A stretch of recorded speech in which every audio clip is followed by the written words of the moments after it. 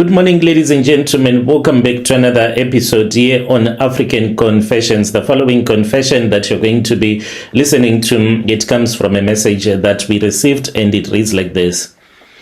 I was dating this other guy that I met on Tinder, and this guy, he then started to open up to me, and he told me that he was a money ritualist. These were things that I did not even understand before I had met this guy.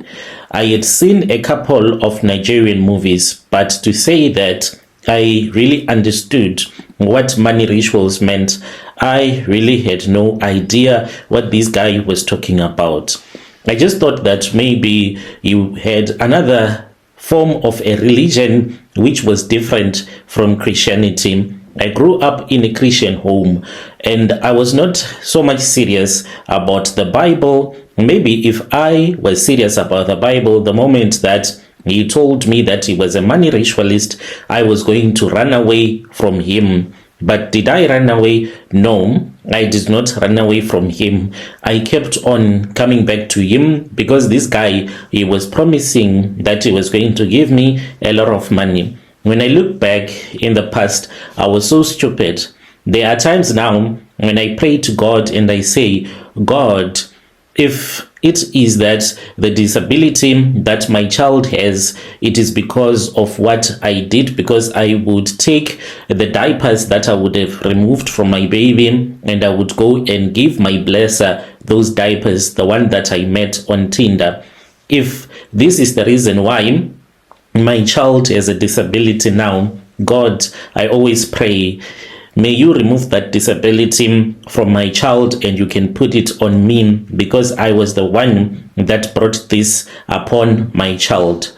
My name is Lerato. I stay here in Tembisa. I have changed locations because I'm afraid that people are going to know me.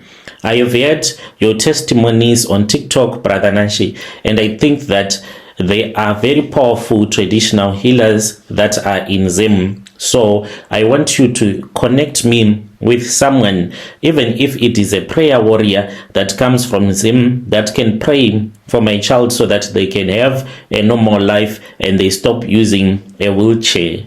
I am 25 years old now, but I look so old. I think that maybe I was being used by that man. He was also draining my blood because the way that I feel so fatigued. I have tried to exercise. I have tried to do everything that will make the fatigue to stop, to go away. But I just feel heavy. I feel so old, and I feel that this is the end of the road for me. I can't keep on living like this. Every single day, when I watch my 3-year-old son, whom I'll call Junior, it really hurts me. He is unable to move his legs.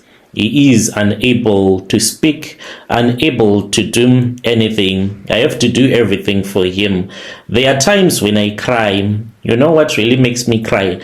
I'm like, God, so as for my son, is there going to be a woman that is going to love him? If I die, if it happens that right now I die, who is going to take care of him? Because as a mother, there are times when I feel that even on my own, it is really difficult. There are times when he does not want to understand. There are times when he does not even want me to tell him what to do. He can cry throughout the night. If I ask him what is wrong, he will be like, I am feeling pain, or he can just remain quiet. This really hurts me when I think about it, because as for my child, I thought that he was the one that was going to give me a better future when I am old. But my child is living with a disability, guys.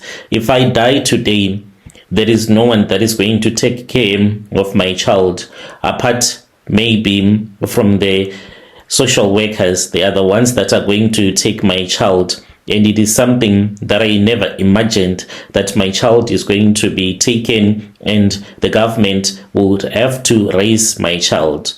I do have relatives. To those that will be asking me, what about your relatives? I do have some relatives, but the problem is that whenever I go and visit my relatives, I even see that they really do not love my son. It's like when we are there, the way that they treat my son, it is different from the way that they treat their own children. They are even afraid to have my son play with his cousins. Maybe they are afraid that my son is going to, I don't know, to give their children the disability. I really do not know. I have never ever confronted my relatives about this. I've always been quiet about it, but it really hurts me whenever I think about it, and whenever I think about it, I start to cry. This is why I have come here. So let me tell you my story.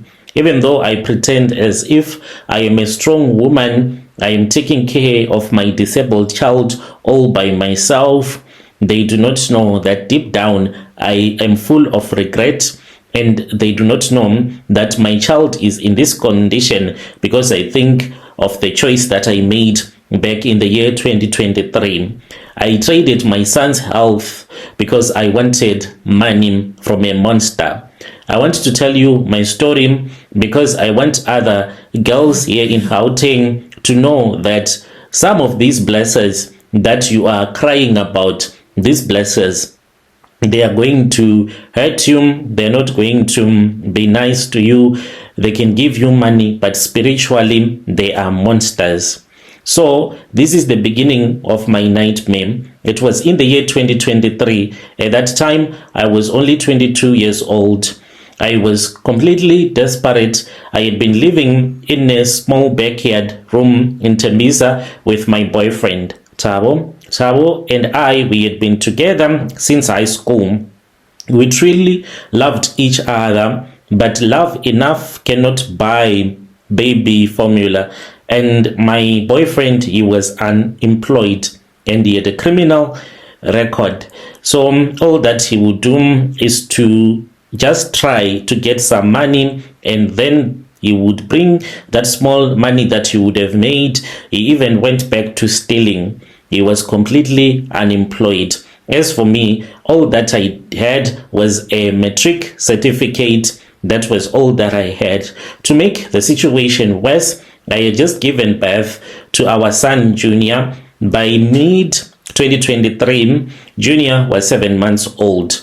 If you have ever been a mother, you know that a 7-month-old baby is active and expensive. Junior had some situation. He needed at least Nestum porridge, he needed formula milk, and he needed diapers. We had absolutely nothing. There were days when I would just sacrifice to go to bed on an empty stomach because it was just difficult. We had no money. When you are a mother and you are seeing that life is not going anywhere, what else will you do but to sell your body? One afternoon, there was a girl that lived in the same street. She was a prostitute, but she was not like those cheap prostitutes. There were men that would come and collect him and go with them, and she would come back with a lot of groceries.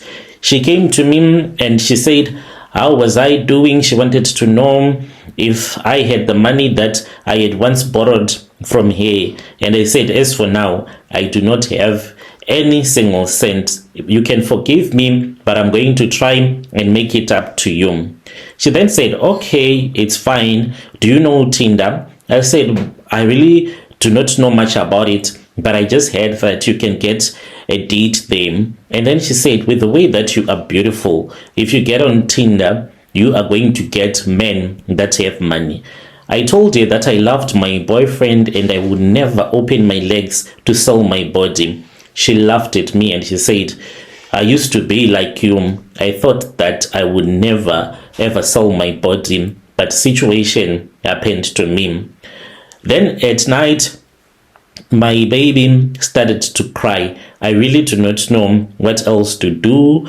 We had a fight, me and Tabo, because he was refusing to help me so that the baby can stop crying.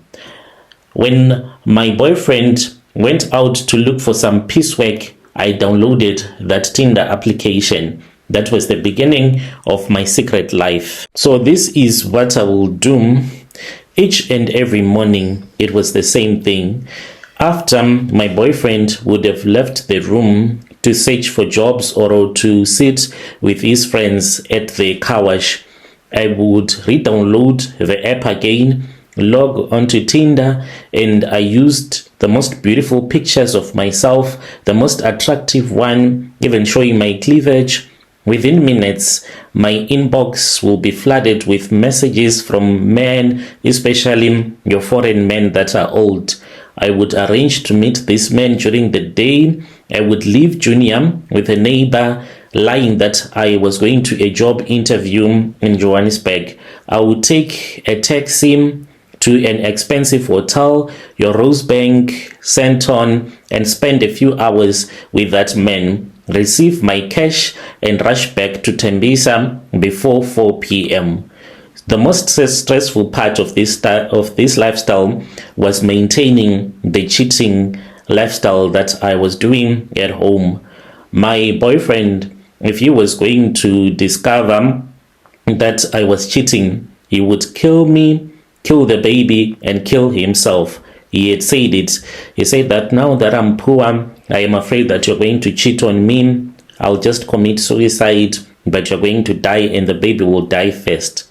So he did not even know that this was what was happening. The moment that I would hear him talking with the neighbors as he's walking to the room, I would just delete that Tinder app from my phone, and I would uninstall everything to make sure that there were no hidden notification, no saved messages that could betray me. I would pretend as if we were just struggling together and I understood as the struggling girlfriend.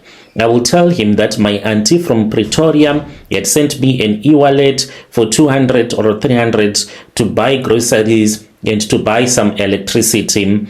And I would give him maybe 20 rand. He would go and buy his cigarettes. He believed me and relieved that his family was eating. He never questioned anything. For about a month, I survived like this. I would hate myself whenever I would return back from a lodge sleeping with strangers.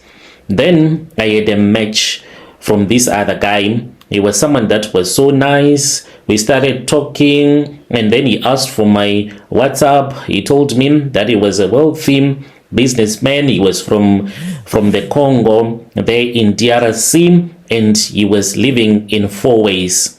This man, he was very polite. He told me that if you are loyal, and he wanted me to be his South African slay queen, that he was a polygamist. He had other slay queens that he was dating. I asked him, I said, how many? He said, I'm already dating 5 South African girls and I need another one. And he had a wife, by the way. I was like, yo, that is so disgusting. He said, how about I give you 25,000 a month? And I said, damn, that is a lot of money. It sounded as if I had won a lottery. I felt as if my ancestors had finally answered my prayers. Our first meeting was arranged. I still remember that it was on a Tuesday. We met at Monte Casino, and this guy, he was a nice man. I was happy that I had found a blesser. He said that I should not worry about his other girlfriends because they understood that he was a polygamist. He could not stay with only one woman. We ordered expensive food, some of it that I could not even pronounce.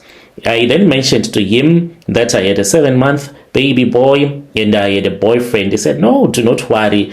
Don't worry about anything. It's fine. I don't care about your boyfriend. Is he a South African?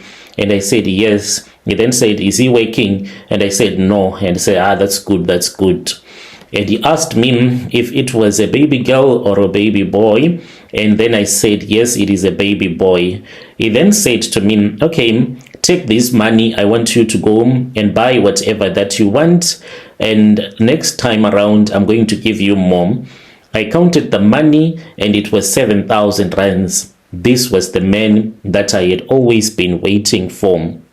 We started sleeping with each other.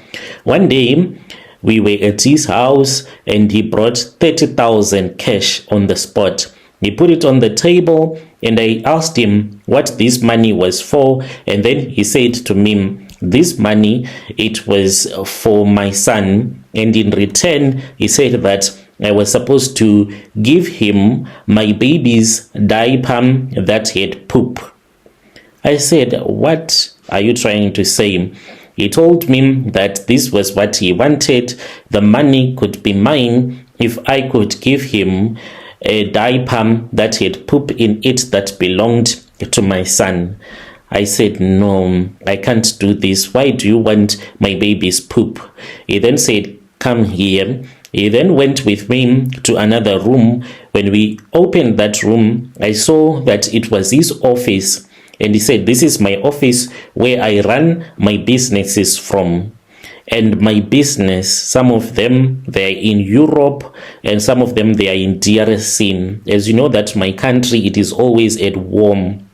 So I went to a herbalist who then gave me some charms so that people that work for me, even if they are thousands of kilometers away from me, they will be afraid to steal from me. That is why I need the poop. That is what makes me to be a fortified businessman so that no one will ever mess up with me. Brother Nashim, I understood because I wanted the money. He said, this money, I can give it to you once you start to give me the diapers. I said, can I go home now and come back? He said, if you want, we can go together. We then got into one of his other normal looking baggy because he did not want people to see that he was extraordinary and he was filthy rich. Upon our arrival in Tembisa, I looked for a safe parking spot. I got out of the vehicle and then I Ubered to the place where I was staying. I went and I collected my baby and I collected the diapers from the refuse bin. And then I Ubered again back to the spot where I had left my blesser. I then gave the blesser more than 4 diapers that I had collected from our refuse bin, and he was glad. He then gave me the 30K and I Ubered back home. I started to buy nice clothes. Me and my boyfriend, we then moved out of the shack and we started to stay somewhere nice. I then lied to my boyfriend that I had gotten a job, so he became the stay-at-home dad. Whilst I would wake up in the morning, pretend as if I am going to work, yet I will spend the whole day just sleeping at a guest house, going for hookups with different men. Then at night, I would return back home. Then this guy, he told me that he was about to leave South Africa, but he would return back within a couple of months and we can continue with the deal. That was when I started to see that we could not afford the apartment which we were renting, me and my boyfriend. This forced us to return back to the shack. I lied to my boyfriend that I had lost my job. 6 months from there, that was when my son, he started to have seizures that I did not understand where these seizures were coming from. And then I took him to the doctors and I was told that my son had epilepsy. As time went on, I was told that my son will never be able to walk once the disease overtakes his whole brain, because he has brain inflammation and he can't speak normally. I have to take full care of him for the rest of his life because he is permanently disabled. That is what happened. This guy, I don't know if he ever came back to South Africa. His profile still there on Tinder, but I have no way of knowing if he's still around or not. And it really hurts me whenever I see my son in pain. It is just painful. So I want this to be a warning to those that love to go on hookup dates. You're going to meet a man that is not looking for love, but a man that is looking to use you for rituals. One day you're going to meet such a man. When I was on Tinder, I had maybe more than 100 men that I slept with, but it took only one man that hurt me spiritually. This is my confession. Dear listeners, right there was a message that was sent to us by one of our dear sister in the comments section. If you have any confession that you wish to share with us, do not hesitate to come to our inbox and share with us your side of the story.